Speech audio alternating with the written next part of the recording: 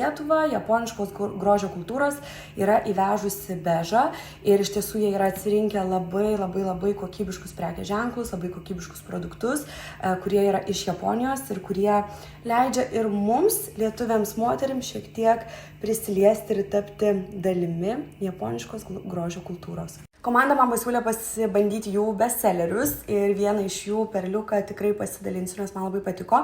Bet pirmiausia, noriu papasakoti ir priminti apie tai, kas man jau labai pasiteisino ir labai patiko.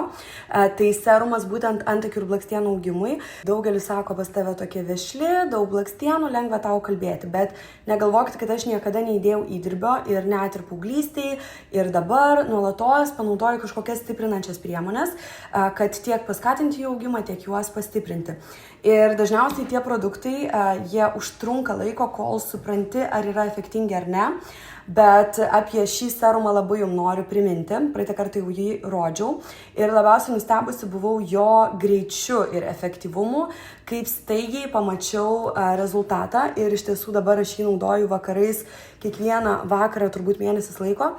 Ir matau, kaip užsipildė mano, čia trūko vieno antakių lopinėlio plaukelių, tai jau matau, kaip gražiai užsipildė ta vieta ir blakstienos taip pat labai taip patankėjo ir sustiprėjo.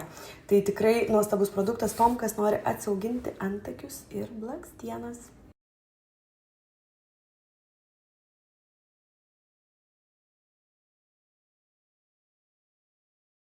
Išduosiu, kad dažnai blakstienų nedažau, nes po tušo valymo mano oda labai paraudonuoja ir sujautrėja.